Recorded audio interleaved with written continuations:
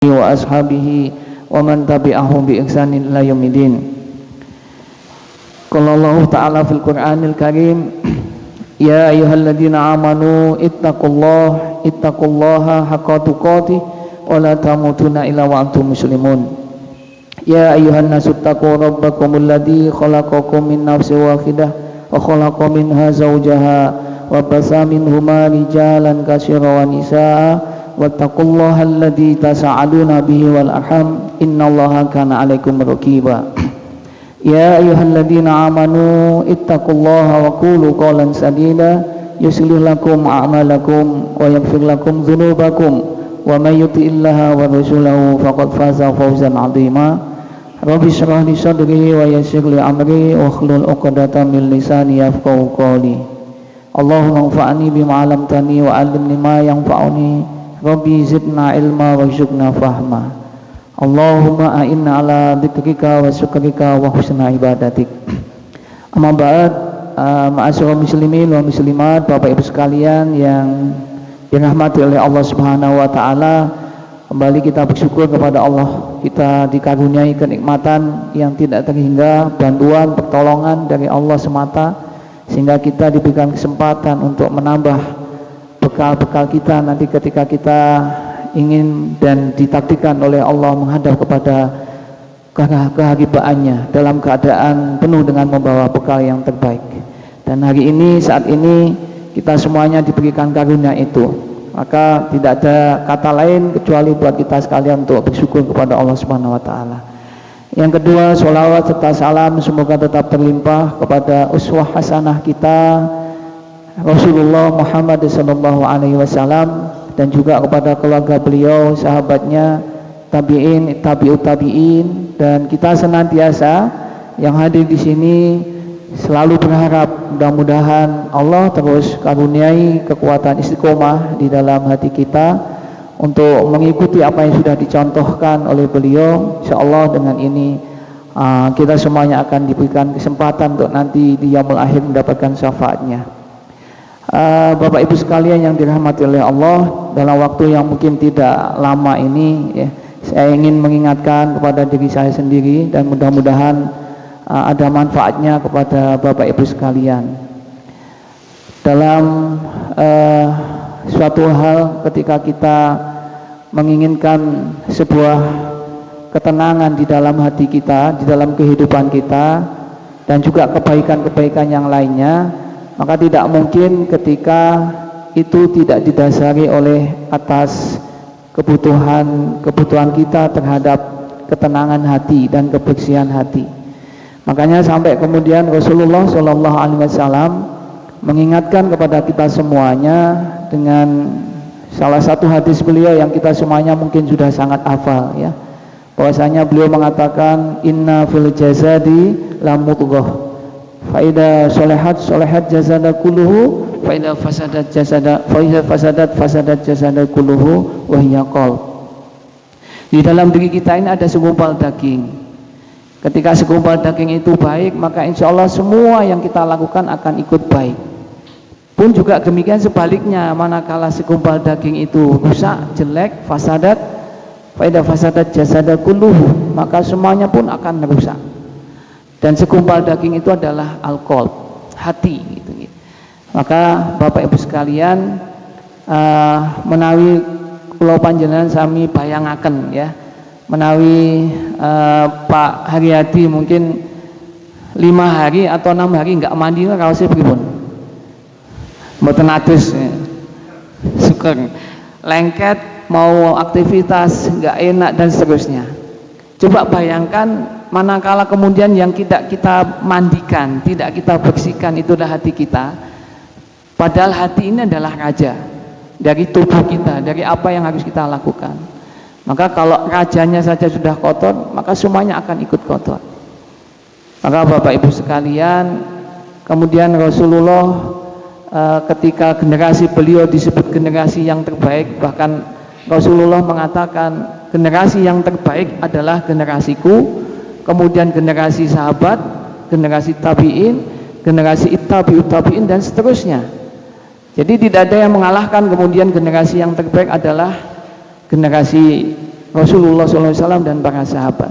Sampai-sampai kemudian Allah mengingatkan di dalam surat Ali Imran ayat ke-110. Ya, kuntum khaira ummati ukhrijat linnasi ta'muruna bil ma'ruf wa tanhauna 'anil munkar wa tu'minuna billah. Nah, jadi beberapa mufassirin mentafsirkan ayat ini menyebutkan kalian adalah umat yang terbaik. Umat yang terbaik adalah generasinya Rasulullah dan para sahabat. Ya, Abu Hazm mengatakan bahwasanya generasi para sahabat itu disebut generasi yang terbaik karena apa, Bapak Ibu sekalian? Mereka disebut generasi yang terbaik, kuntum khaira ummati, itu bukan karena sholatnya, bukan karena puasanya, bukan karena sedekahnya, tetapi adalah apa yang bertengger di dalam hati ini. Itu kata Abu Hazm. Ya. Jadi Bapak Ibu sekalian, ketika kita menginginkan sebagaimana contoh umat yang terbaik, ya mau nggak mau kita harus mengikuti bagaimana hati kita itu hati yang terbaik, hati yang bersih, hati yang benih, dan hati yang jernih.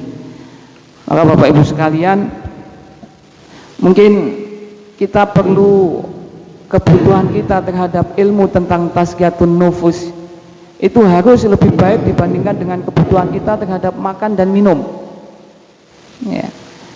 Coba bayangkan seorang ulama ketika mengatakan bahwasanya kebutuhan kita terhadap makan dan minum itu pasti nawa boten. Siapa yang boten betah makan, siapa yang siap makan, tidak makan dan tidak minum barang 1-2 hari, tidak mungkin. Tapi disebutkan bahwasanya kebutuhan kita terhadap makan dan minum itu tidak lebih baik seharusnya dibandingkan terhadap kebutuhan kita proses tazkiyatun nufus. Maka apapun yang kita lakukan Bapak Ibu sekalian, maka itu harus kita dasari bagaimana hati kita pastikan menjadi hati yang bersih. Ya, karena hati yang bersih ini pasti berkualitas di dalam kehidupan kita. Tidak ada amal aktivitas satupun yang kita lakukan ketika didasari dengan hati yang bersih kecuali itu pasti berkualitas. Ya. Jadi kalau masakannya ibu-ibu kita dulu ya, kalau anak-anak dimasakan sama ibu, ya itu masakannya lebih baik, lebih enak atau tidak dibandingkan dengan masakan chef, masakan koki. Ya. Kalau kita merasakan luwih enak makan masakannya ibu atau masakan kita beli di luar, ya enak masakannya ibu. Karena apa? Ibu itu kalau memasakkan dengan hati. Tapi kalau chef, koki itu masakannya karena sesuatu, karena uang. Makanya segala sesuatu yang dilakukan didasari dengan hati, tidak ada yang kemudian pasti semuanya adalah berkualitas. Makanya ketika saya tadi menanyakan Pak Riyadi, kalau sampai 3 hari 5 hari tidak mandi itu rasanya kayak apa ya, tidak karu-karuan, itu baru jasad. Bagaimana kemudian ketika hati kita itu tidak kita bersihkan, tidak kita jaga kesehatannya, maka pasti semuanya yang kita lakukan itu tidak pernah akan benarnya ya. Maka ma'asyiral muslimin wal muslimat rahimakumullah, biasanya kalau kita ingat bagaimana Ibnu Rajab itu memposisikan hati, ya, memposisikan hati itu terdiri dari hati yang sehat, hati yang sakit, dan hati yang mati. Maka kita bagaimana kemudian memastikan hati kita ini hati yang sehat.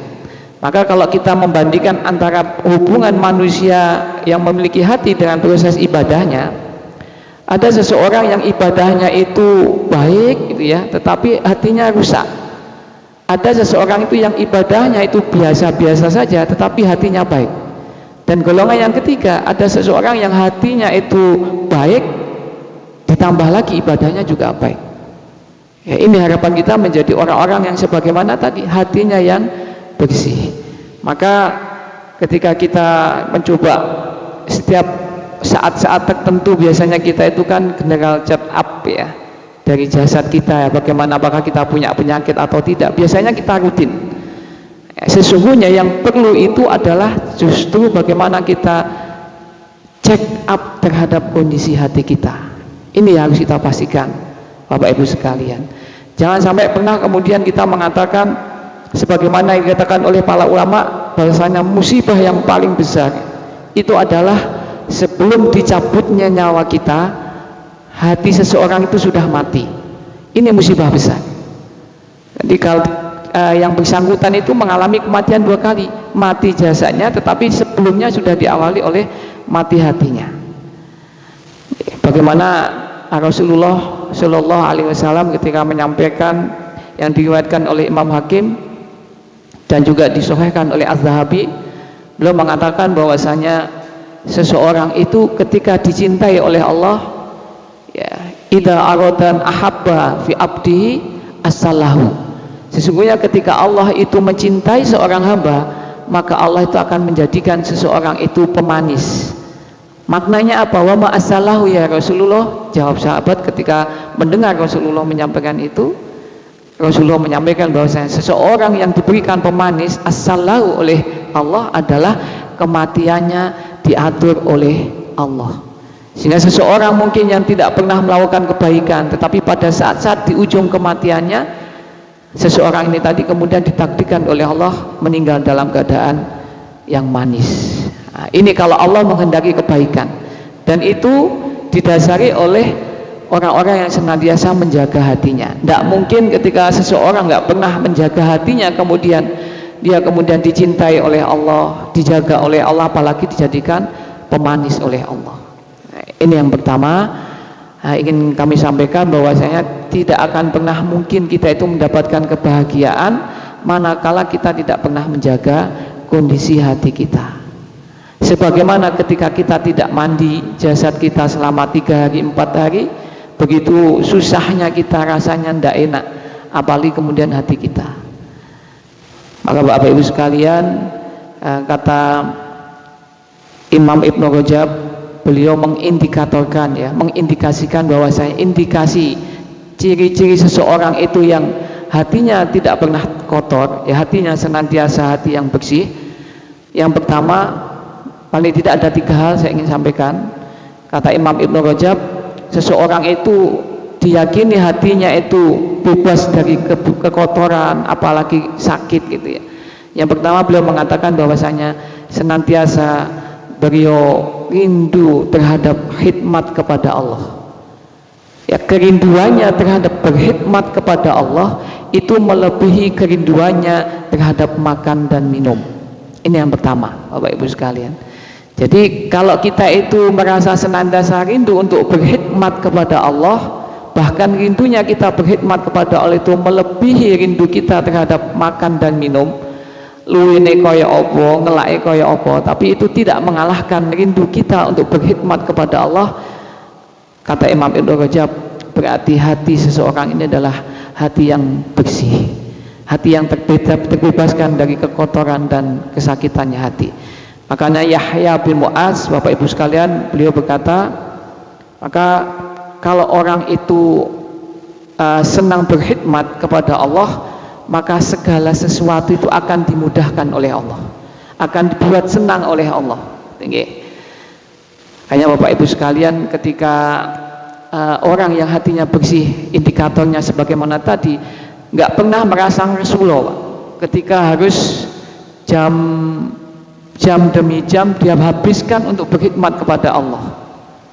Ya, misalkan kalau kita mungkin ada anak-anak di sini nih, yang kemudian beliau pekerjaannya hanya noto sandal, hanya mengatur sandal di depan masjid, maka ini dikatakan oleh orang yang hatinya kotor, mungkin pernyataan, kok kerja hanya cuma gitu, kok iman-imanan waktumu kan gitu. Padahal itu adalah sesuatu yang luar biasa ketika seseorang yang hanya ngatur sandal tadi, Pak, hanya noto sandal tadi, mereka itu bahagianya luar biasa, senangnya luar biasa, ya. Dan seluruh potensinya itu dia gunakan untuk senantiasa berkhidmat kepada Allah. Maka kata Imam Ibnu Rajab tadi, ketika seseorang itu senangnya berkhidmat kepada Allah, melayani, berdagang dengan Allah, tidak pernah bosan untuk kemudian mewakafkan dirinya di jalan Allah, maka seakan-akan kehidupannya semuanya sudah dijamin oleh Allah. Tidak ada rasa sulit, tidak ada rasa sakit, yang ada hanya senang saja, Pak.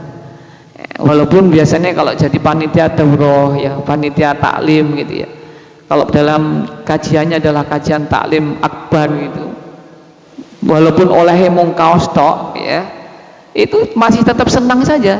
Tapi kalau orang yang hatinya kotor melihat kok mesaknya hanya bekerja mulai pagi sampai sore, bahkan sampai malam, nggak oleh apa-apa, oleh hanya kaos tok. Tapi bagi yang bersangkutan bahagia, senangnya luar biasa ya. Maka Bapak Ibu sekalian, orang yang senang berkhidmat itu ujiannya tetap diuji, tetap mendapatkan masalah, tetapi ujiannya, masalah itu sudah diselesaikan oleh Allah ya. Ini kata Imam Ibnu Rajab, coba ilmu ini bukan untuk mendiagnosa orang lain, tetapi ilmu ini untuk mendiagnosa diri kita masing-masing. Sudahkah kita senang untuk berkhidmat di jalan Allah ya? Makanya kan Allah sampai katakan in tansurullaha yansurukum wa yusabbit aqdamakum ya. Kalau ada seorang ulama khalaf ya, beliau sampai kemudian setiap waktunya Bapak Ibu sekalian, dari pagi sampai pagi kembali, waktunya tidak pernah selesai untuk berkhidmat di jalan Allah.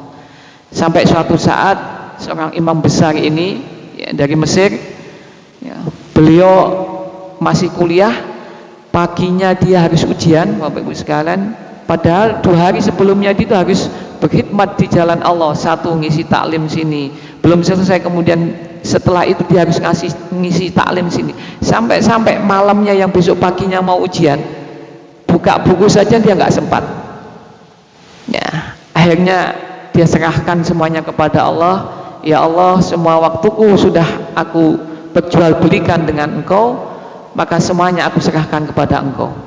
Maka ketika dia sudah berangkat tidur di malam hari, maka di dalam tidurnya itu dia ketemu dengan sebuah mimpi, dan di dalam mimpinya itu dia bermimpi seakan-akan sedang membaca buku, belajar. Dan ternyata ketika besok paginya sudah ujian, dan soal-soal yang dikeluarkan dari ujian itu adalah soal-soal apa yang dibaca di dalam mimpinya ya. Padahal seseorang yang dalangan ya, apa biasanya sekolah sinau ujian wayangan ngoten nggih, bahkan soal-soalnya bahkan tidak ada keluar. Tapi ketika seseorang yang sudah senang berkhidmat kepada Allah, justru Allah yang selesaikan masalahnya ya. Maka Bapak Ibu sekalian, bagaimana potensi yang semua kita miliki potensi harta, potensi jasad, potensi ilmu, jadikanlah semuanya itu untuk berkhidmat kepada Allah. Sesungguhnya kita itu kan berdagang dengan Allah Bapak Ibu sekalian, berjual beli dengan Allah. Allah mengatakan bahwasanya sesungguhnya innallaha ashtara minal mu'minina anfusahum wa amwalahum annalahumul jannah. Sesungguhnya aku Allah telah membeli diri kalian dan harta kalian dengan surganya. Makanya praktekkan Bapak Ibu sekalian, menawi sakderenge tidur, kebiasaannya para ulama-ulama salaf. Beliau itu sebelum tidur 3 hal yang dia lakukan. Yang pertama, senantiasa berzikir kepada Allah sebelum tidur. Kemudian yang kedua, beliau mengingat-ingat kalau ada dari pagi sampai saya mau tidur ini ada amal-amal kebaikan saya, ya Allah katakanlah bahwasanya ya Allah inilah jual beli saya, inilah perdagangan saya, tolong ya Allah belilah dagangan saya ini ya, dengan senantiasa berdoa Rabbana ma khalaqta hadza batila. Itu yang kedua. Dan yang ketiga, kalaupun ada kesalahan-kesalahan yang orang lakukan sepanjang pagi sampai kita mau tidur, maka katakanlah semuanya sudah saya maafkan. Nah, itu kebiasaan para ulama salaf ya. Maka Bapak Ibu sekalian, monggo sama-sama yang pertama ini kita ingat-ingat betul, apakah kemudian kita itu masih senang ketika kita harus tersita waktu kita untuk berkhidmat kepada Allah Subhanahu wa taala. Ya, kalau kita punya kendaraan, ya senang-senanglah kendaraan kita dipakai untuk berkhidmat di jalan Allah. Kalau kita punya harta, pastikanlah potensi harta kita itu kita gunakan untuk berkhidmat di jalan Allah. Itu indikator yang pertama. Sebaliknya, kalau orang melihat orang yang senang berkhidmat kepada Allah tapi orang itu mengatakan orang itu kok sia-sia pekerjaannya, maka pastikan orang yang seperti ini hatinya tidak bersih, hatinya tidak sehat. Maka sebagaimana ada seorang kisah ya, anak muda ya, dia bapaknya itu sudah di kursi roda, ibunya sudah sebagaimana kembang kasur ya, setiap saat tidak pernah bangkit dari kasurnya, sampai kemudian anak muda ini tadi berkhidmat kepada Allah dengan birrul walidain, melayani bapaknya yang di kursi roda, melayani ibunya yang terus di kasur, sampai dia rela tidak bekerja, sampai akhirnya bahkan dia rela tidak menikah. Sampai kemudian satu persatu ibunya meninggal, kemudian disusul bapaknya meninggal, sampai dirinya sendiri yang kemudian meninggal. Itu bentuk khidmatnya kepada Allah dalam bentuk birrul walidain. Bisakah kita menikmati hal-hal yang seperti ini, Bapak Ibu sekalian? Moga sama-sama kita belajar. Ini mendiagnosa hati kita. Kata Imam Ibnu Rajab, kalau hati kita sehat, salah satu cirinya tadi, kita, cenderungan kita, kebutuhan kita terhadap berkhidmat kepada Allah melebihi kebutuhan kita terhadap makan dan minum. Nah, pastikan intang surullaha yang surukum wa yusabbit aqdamakum. Nah, maka bagaimana ketika kita juga kisah Uwais Al-Qarni yang sudah sangat hafal ya, menggendong ibunya dari Yaman ke Madinah hanya gara-gara untuk ibunya pengen haji. Ya, umpami hari ini kinten-kinten sik wonten wonten kados ngeten iki. Jenengan pirsa wonten anak sing gendong anake saka Indonesia misalkan ke Madinah. Jenengan kinten-kinten ngendikane jenengan pripun, Pak? Mboten wajar. Kok sia-sia dan seterusnya. Maka ternyata Uwais Al-Qarni sampai kemudian doanya yang begitu makbul. Ya, karena berkhidmatnya kepada Allah dalam bentuk birrul walidain. Ya, itu indikator yang pertama, kata Imam Ibnu Rajab radhiyallahu an. Jadi kemudian yang indikator yang kedua, beliau mengatakan bahwasanya tidak ada sesuatu yang tumbuh di dalam hatinya ketika hati ini adalah hati yang bersih, hati yang sehat, kecuali di dalamnya hanya berisi taat kepada Allah. Ya, jadi hatinya itu sensitif terhadap kemaksiatan. Nah, ini diagnosa kepada diri kita. Kalau kita ngomong hati kita bersih, Bapak Ibu sekalian, pastikan kita itu jauh dari dosa dan maksiat. Ya, dan itu dibutuhkan cahaya Allah. Bagaimana Imam Waqi, gurunya Imam Syafi'i kemudian mengatakan bahwasanya al-ilmu nur, ilmu itu adalah nur. Wa nurullahu la yahdi al-wa'si. Dan cahaya Allah itu tidak akan pernah menerangi orang-orang yang bermaksiat. Nah ini, jadi kalau kita sampai ada kecenderungan untuk melakukan dosa dan maksiat, Bapak Ibu sekalian, pastikan berarti ada sesuatu yang sakit di dalam hati kita. Ya, maksiat, dosa yang kita lakukan itu minimal paling tidak akan menghalangi kita, Bapak Ibu sekalian. Yang pertama, hirmanul ilmi, ya, menghalangi kita dari ilmu. Ya, kalau jenengan ngopal ngapalin nggak apal-apal, itu bisa jadi karena ada dosa maksiat yang mungkin belum terselesaikan. Hirmanul ilmu. Yang kedua, hirmanul to'at. Jadi ketaatan kita kepada Allah karena dosa dan maksiat kita itu menjadi malas kita melakukannya. Ya, kalau mata ini sudah terbiasa melihat sesuatu yang diharamkan oleh Allah, maka sesuatu yang dihalalkan oleh Allah itu akan hilang nikmatnya dari hati kita. Ya, kalau piantun ingkang biasane nyuwun pangapunten unjukane manunjukan napa Pak? Alkohol 10% ngono Pak. Panjenengan paringi teh napa kopi paling muntah Pak. Itu, jadi kalau orang sudah terbiasa minuman-minuman yang haram, maka mulut ini akan tidak bisa menikmati minuman-minuman yang halal. Kalau mata ini sudah terbiasa melihat sesuatu yang haram, maka mata ini tidak akan pernah mampu menikmati sesuatu yang halal. Ya. Ada seseorang suami yang kemudian curhat kepada Imam Syafi'i, ya.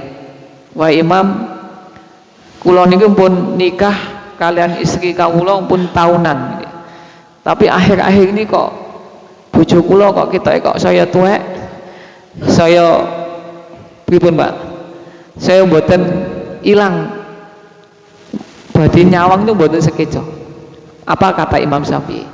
Coba kalau begitu barang 1 bulan saja kamu ndak usah pandang kemana-mana ya, pandanglah sesuatu yang memang betul-betul itu hak halal untuk kamu pandang 1 bulan saja ya. Kinten-kinten sakit nama boten Pak jogo pandangan saulan kemawon kondisi sekates mekaten menika insya Allah Pak Iqbal. Jadi kondisi saat ini ketika kita itu keluar saja dari pintu rumah kita, di sana itu sudah keluar pandangan-pandangan yang kemudian merusak mata kita. Maka kata Imam Syafi'i tadi ketika seorang suami sambat kepada beliau, kenapa sih istri saya semakin jelek, istri saya semakin tua gitu. Maka kuncinya coba saulan saja, awakmu gak usah mandeng macem-macem, pastikan opo sing mbok pandeng itu adalah sesuatu yang halal. Maka selesai 1 bulan kemudian kembali kepada Imam Syafi'i dan ditanya, sekarang bagaimana istrimu? Ya Imam, ternyata setelah 1 bulan saya menjaga ghuzul basar, pandangan saya, ternyata istri saya lah yang paling cantik. Ya, kayak gitu Bapak Ibu sekalian. Jadi ketika anggota badan itu kita biasa gunakan untuk melakukan hal-hal yang maksiat dan dosa, maka sesuatu yang akan ada di dalam tubuh kita tidak akan pernah bisa menikmati sesuatu yang halal. Itu hirmanul ta'at. Dan yang ketiga, dosa dan maksiat yang kita lakukan itu akan senantiasa menghalangi diri kita dari rezekinya Allah. Al-hilmanul rizq. Ya, jadi bahkan kalau ada kendaraan kita biasanya lancar-lancar saja, kita pancal, kita starter langsung bunyi gitu ya. Ternyata pada suatu hari kok sampai tidak bunyi gitu. Sampai-sampai para ulama salaf menghubung-hubungkan bahwasanya ini karena gara-gara ada dosa dan maksiat yang saya lakukan. Ini Bapak Ibu sekalian, kalau kita tidak sensitif terhadap dosa dan maksiat ya, maka bentuk-bentuk ketaatan yang bisa kita lakukan ya, ketaatan apa saja, maka inilah bagian dari bekal kita.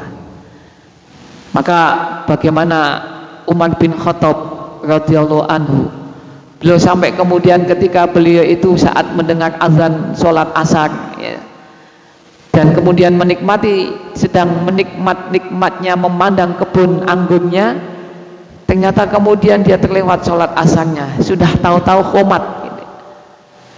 Maka kemudian dia datang di sholat asarnya dalam kondisi masbuk. Kalau kemudian dia menyalah-nyalahkan apa yang dia lakukan itu, dan akhirnya kemudian wallahi gara-gara kebun anggur inilah saya kemudian telat sholat asar, maka saya wakafkan kebun anggur yang luar biasa sungguh saya nikmati, bahkan saya gadang-gadang sebagai bagian dari rezeki dan kekayaan saya. Nah, itu Umar bin Khattab. Bahkan kemudian Abdullah bin Umar, anaknya Umar bin Khattab, hampir sama mirip kisahnya dengan bapaknya, ketika beliau sedang menikmati sesuatu dan dia datang masbuk di jamaah sholat maghrib, sampai kemudian dia menghukum dirinya sebagai bentuk ketaatannya kepada Allah dengan jalan menegakkan malam-malamnya sampai subuh dengan qiyamul lail tanpa putus. Ini Bapak Ibu sekalian, jadi ketika hati kita masih sehat, indikator yang kedua kata Imam Ibnu Rajab, pastikan bahwasanya hati kita ini sensitif terhadap dosa dan maksiat, dan tidak ada yang mengarungi mengisi hati kita kecuali senantiasa ingin untuk berbuat ketaatan kepada Allah ya. Bagi kita semuanya Bapak Ibu sekalian, kalau kita ingat ya, bentuk taatnya kita kepada Allah itu banyak sekali. Apa yang kita lakukan di dalam setiap waktu kita itu adalah bentuk ketaatan kepada Allah, dan itu bagian dari ibadah kepada Allah. Kalau kita sebagai seorang suami misalkan ya, di dalam kehidupan dengan istri kita, dengan anak kita, ya pastikan bagaimana kita ini sebagai suami, bagaimana suami yang mencontoh Rasulullah Sallallahu Alaihi Wasallam.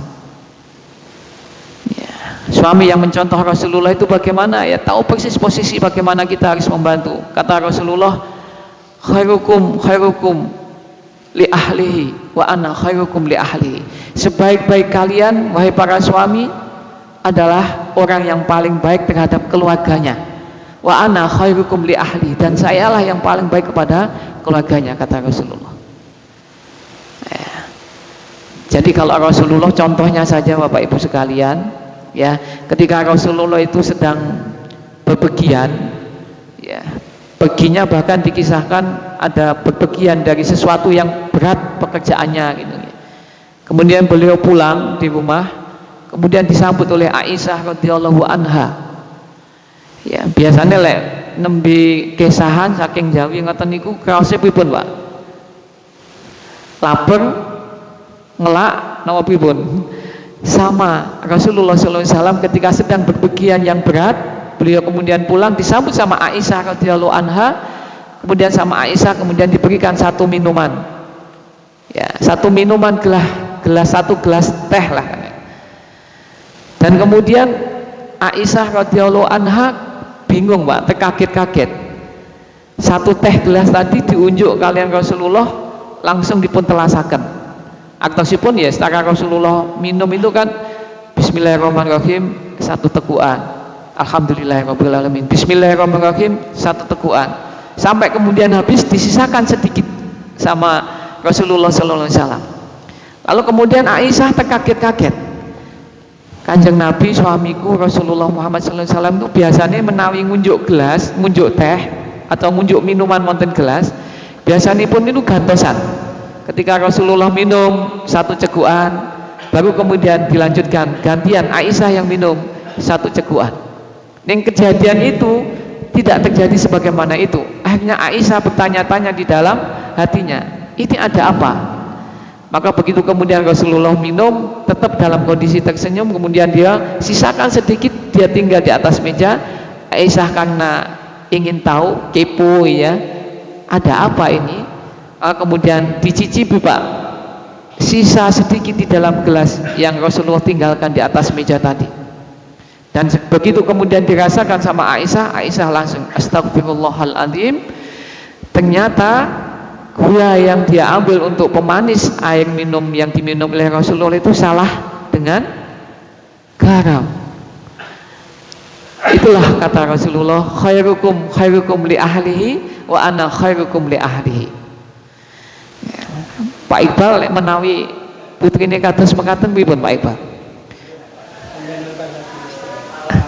Alhamdulillah, subhanallah, atau naudzubillah, atau melayang gelasnya.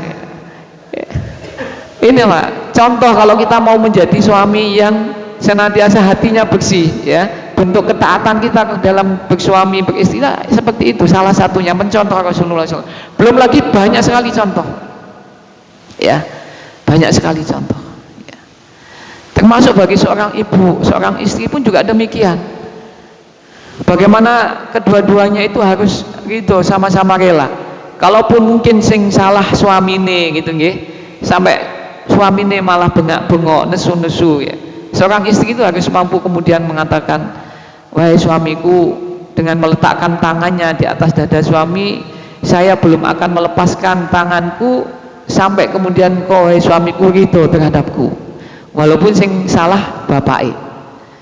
Saged napa mboten, Bu? Ya. Jadi kayak gitu. Itulah bentuk hati yang bersih, terjaga, kata Imam Ibnu Rajab, senantiasa hatinya tidak pernah terisi kecuali bentuk-bentuk upaya untuk selalu taat kepada Allah dalam bentuk sebagai seorang istri taat kepada suami, sebagai suami tadi sebaik-baik seorang suami adalah yang baik kepada ahlinya, istrinya, anaknya, keluarganya. Demikian juga seorang, kata Rasulullah, sebaik-baik istri itu adalah satu, kalau dipandang menyenangkan, ya. Dari satu sisi ini saja. Biasanya kalau ibu-ibu niku dandani pun niku pas badi hajatan mau pripun. Di rumah itu malah medeni bojone. Ya mukanya dipupuri ya, dan seterusnya. Tapi lek dandan itu malah kalau pas keluar. Pada sebaik-baik istri kata Rasulullah adalah ketika dipandang itu menyenangkan. Ya. Menyenangkan bagi siapa kan pertanyaannya? Ya bagi suami. Suaminya siapa? Itu bentuk ketaatan ya Bapak Ibu sekalian. Makanya inilah yang kemudian dikatakan oleh banyak ulama ya. Salah satunya bagaimana Hasan Al-Basri radhiyallahu an. Beliau sampai kemudian ketika ditanya, wahai Syekh Hasan Al-Basri, jenengan itu ketawi sih mboten kagungan raos sakit wonten manahe jenengan. Isine mung seneng mawon, isine mung bahagia terus. Masalah apa saja jenengan nggak pernah nangis, nggak pernah bersedih. Jane kuncine napa to, wahai Syekh Hasan Al-Basri? Beliau kemudian mengatakan 4 kunci. Pun ditandai Pak Iqbal ini. Yang pertama kata beliau bahwasanya saya sangat yakin, seyakin-yakinnya di dalam hatiku bahwasanya rezekiku itu sudah ditakdirkan oleh Allah dan tidak akan pernah diambil oleh orang lain. Tidak akan pernah salah alamat dan tidak ada orang lain yang mengambil itu. Makanya kalau sudah yakin seperti itu, nggak ada masalah, tenang hati saya. Isine mung taat, ibadah, taat dan seterusnya. Yang kedua, saya sangat yakin, seyakin-yakinnya di dalam hatiku bahwasanya amalan ibadah kebaikan, ketaatan yang Allah takdirkan harus saya lakukan, itu tidak ada orang lain yang melakukan kecuali diri saya sendiri. In ahsantum li anfusikum wa sa'afalaha. Jadi siapa saja yang mengerjakan kebaikan itu akan kembali kepada dirinya sendiri. Barang siapa yang melakukan kemaksiatan, itu juga dirinya sendiri akan menanggung. Itu yang kedua. Yang ketiga, saya sangat yakin, seyakin-yakinnya di dalam hatiku bahwasanya Allah senantiasa tidak lepas pengawasannya dalam diriku. Kalau Allah dimanapun, saya tidak pernah lepas dari pengawasannya. Saya sangat malu ketika saya sedang diawasi oleh Allah, saat itu saya tidak melakukan ketaatan. Dan yang terakhir, saya sangat yakin, seyakin-yakinnya di dalam hatiku bahwasanya kematian itu sudah ada di hadapan mata saya. Maka saya sungguh sangat sakit ketika kematian itu sewaktu-waktu menyebut saya, sedang saya belum punya bekal sama sekali. Itu kunci bahagianya Hasan Al-Basri. Semuanya dalam bentuk ketaatan. Indikator Imam Ibnu Rajab tadi. Kalau hati kita sehat, pastikan Bapak Ibu sekalian, tidak ada waktu kita kecuali kita isi dengan ketaatan. Dan indikator yang terakhir kata Imam Ibnu Rajab, bahwasanya seorang yang hatinya sehat, hatinya tidak sakit, hatinya bersih, adalah senantiasa dia sangat bakil terhadap waktu, bahkan lebih bakil dia dibandingkan dengan terhadap harta dan kekayaannya.